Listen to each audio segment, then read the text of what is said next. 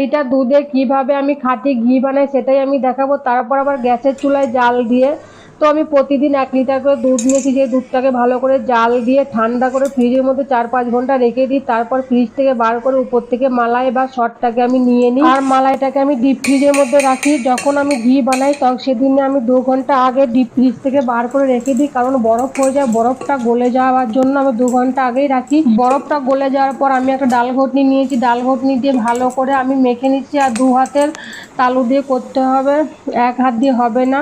তো কিছুক্ষণ মাখার পর আমি দিয়ে দিলাম ঠান্ডা জল, আর ঠান্ডা জল দেওয়ার পর কিন্তু পুরো মাখনগুলো উপরে চলে এসেছিল।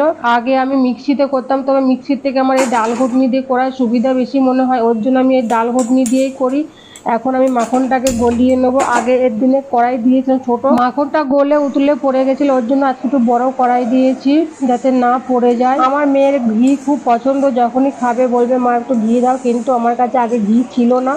তো আমরা তো নতুন এসেছি এখানে, 1.5 মাস হয়েছে, তো আমি এই আগের মাস থেকে দুধ নিয়েছি। তো আমি চেষ্টা করেছি একটু করে করার জন্য, ওর জন্যই, কারণ ও খুব পছন্দ করে। এমনি কেনা ঘি তো ঘরে আছে, কিন্তু কেনা ঘি তো ভাতের সঙ্গে দেওয়া যায় না, ওটা নিজেরই কেমন লাগে, পরোটার সঙ্গে ঠিক আছে। গ্যাসের ফ্লেম কিন্তু আমি একদম আস্তে করে দিয়েছি, আর জোরে দিলে কি হবে তাড়াতাড়ি হয়ে যাবে আর ঘিয়ের কোনো গন্ধ উঠবে না।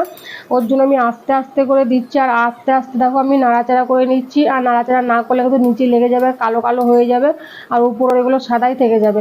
ওই জন্য নাড়াচাড়া করে দিতে হবে, বেশি নাড়াচাড়া করলে কিন্তু হবে না। এই যে আমার ঘি হয়ে গেছে, এখন জাস্ট কালারটা একটু চেঞ্জ হবে, তো নামিয়ে দেবো। এর আগের দিনে আমি এইটুকু করেছিলাম, তো প্রতিদিন খাওয়াও হয়েছে ওইখান থেকে। আর এই যে আমার ঘি কিন্তু হয়ে গেছে, আমি এখন নামিয়ে দেবো। তো একটা ছাঁকনি দিয়ে আমি ছেঁকে নেবো, সঙ্গে সঙ্গে না ছেঁকলে কিন্তু যে কালো কালো যে বেরিয়েছে ওগুলো পুরো চুষে নেবে ঘিগুলো। তো আমার ওই কালো কালো ওইগুলো আমার খেতে খুব ভালো লাগে, বা আমার মেয়েরও খেতে খুব ভালো লাগে। তো আমার ঘিটা পুরো ঠান্ডা হয়ে যাওয়ার পরে যে বয়ামে ভরে নিচ্ছি। আর ঘি কিন্তু কাঁচের বয়ামের মধ্যে রাখতে হয়, ঘি ভালো থাকে অনেক দিন পর্যন্ত। ঘি আমাদের সবারই পছন্দ, শুধু আমার জোজোটা ঘি খায় না, ওর একদম পছন্দ না। তো নিজের হাতে ঘি এইভাবে বানিয়ে খেতে সত্যি খুব ভালো লাগে। আর ভালো লাগে সত্যি যে এতটা ঘি হলো, কতটা ঘি হলো আর কি এরকম।